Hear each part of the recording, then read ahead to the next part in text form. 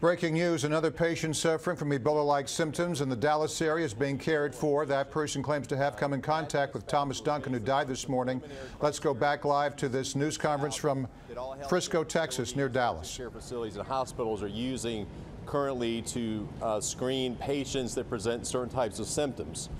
At the time, we've been training for this type of event in Frisco Fire Rescue since the outbreak of Ebola in West Africa some weeks ago.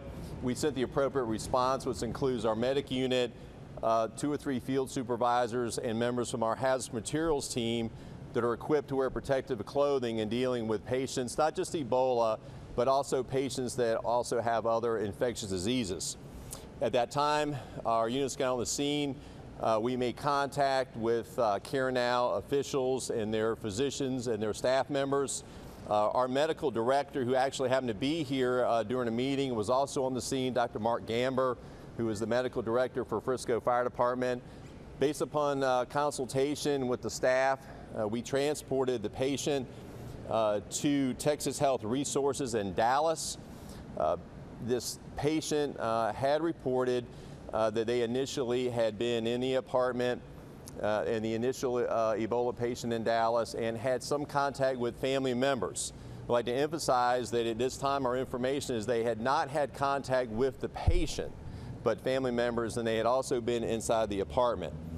After transport, our paramedics are currently being decontaminated at Texas Health Resources in Dallas. We also have members from the Denton County Public Health Department epidemiologist, and in consultation with the Centers for Disease Control, they're advising on the proper decontamination procedures of our firefighter medics, as well as our medic unit that is still currently at the hospital. At this time, I'd like to introduce our mayor of Frisco, Mayor Masso, for some comments. Thank you, Chief. I'll keep my comments very short. As you all are aware, you have most of the information we have currently. And while we are being told the risk is minimal, overabundance of caution, we're taking several actions to make sure that the public health, safety, and welfare is protected. We will communicate any information we receive as soon as we receive it. But again, we're being told by the agencies we're in contact with, which is both the local, the counties, the state, and the federal health agencies, that the risk is minimal. But again, we are taking all precautions. So we will take some questions. Our chief will attempt to answer any questions you have for him. Does this definitely think he has Ebola, or is he just saying, I just want to be cautious? As the mayor said earlier, a lot of this information is coming in quickly. Obviously, we're just post about 3 hours post the call. Again, I think it was just based upon the screening criteria from the CDC. So he may have been to West Africa? No, that we don't have that information. I do not. That's also information that we don't have right now. When you say it was malnutrition symptoms, was it vomiting and fever? Well, no, it's the signs the CDC puts out of Ebola, which you have nausea, vomiting, headache, some fever, diarrhea. I would indicate that this patient was not experiencing all of those symptoms, just a few. But again, based upon screening criteria from the CDC, the treatment tends to be based a little bit more conservative at first. Was he recommended to go to that clinic, or should he have had somebody come to him? Well, that's certainly a call the patient has to make. Chief, can you say it was the sheriff's deputy that he was in that apartment in official capacity? Again, we really don't have that information. It's our understanding that the person was in the apartment and had contact with family members from the Dallas patient, but that's all we know. What type of patients in that room? At Care Now? We have on the scene, we have public health officials and epidemiologists from the Denton County Health Department, as well as Callan County Health Department, and they have been in contact with the Centers for Disease Control based upon the low risk nature and in their opinion of the patient.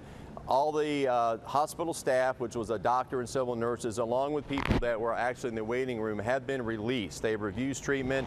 They have been released by the Department of Public Health, and it's our understanding that Care Now is now open. What's your own thoughts about this happening? Is this something you said you What were your thoughts when you first heard about it? Well, I think his thoughts will always. The fire department always has to be prepared for any type of emergency. We're an all-hazard response unit. Like I said, we train for it, and the firefighters are prepared for whether it's this type of call or whatever the call may come in next. They are used to dealing with the unexpected and the expected. That being said, this is Ebola. This is potentially Ebola. You say there's no difference whatsoever for those men who go out there? Well, I think there's always a heightened awareness, but they come here to do their job. And they're dedicated fire paramedic professionals, and they responded and they take their job seriously. And I believe there's a heightened awareness, obviously, but we do a lot of calls that are high risk. Chief, the CDC is saying there's zero risk that we would have Ebola. Try that. What do you thought? Well, I like to leave that to the medical professionals. We're on the response end of it. We let the public health officials and physicians make that determination. How long before the test come back to show whether or not you have it? It's our understanding it's a 48-hour time frame at this time.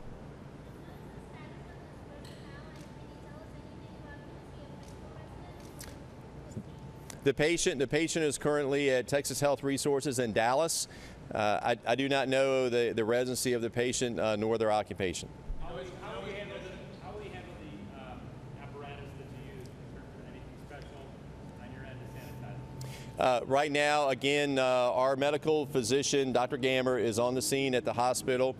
We have calls in to the Center for Disease Control. We also are working with our public health officials here in Denton County. We're going to get their recommendations on the proper decontamination procedures of the ambulance. I would like to mention that, and I understand the nature of the Ebola, but we deal with a lot of patients with infectious diseases on a pretty continuum basis. We decontaminate these units all the time. It's nothing new.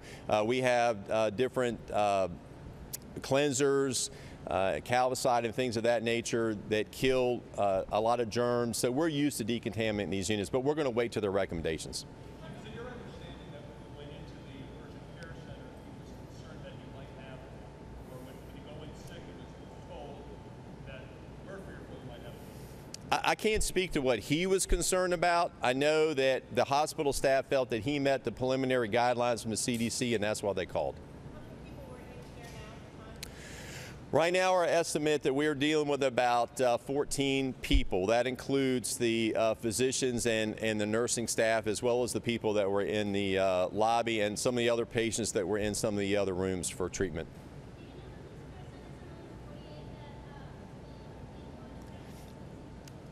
It's our preliminary understanding that they are not part of the 48 that are being under surveillance. That's according to our health department.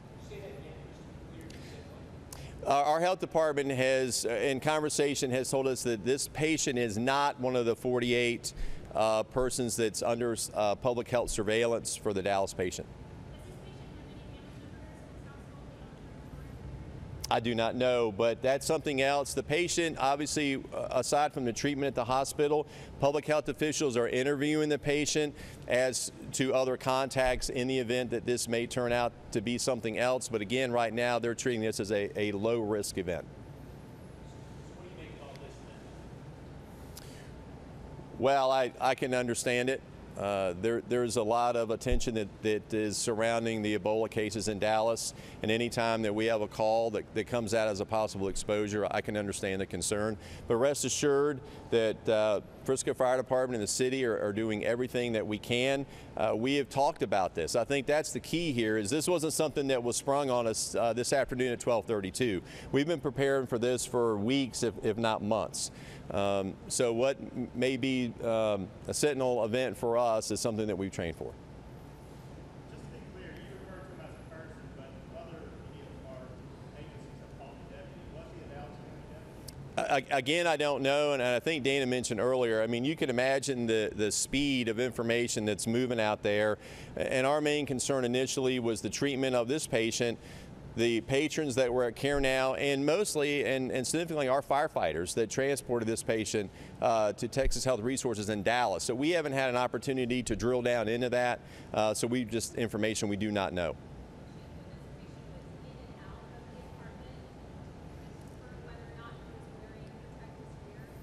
I cannot. I do not know. It's my understanding it was, again, information is preliminary, but it's my understanding it was family members that he had contact with.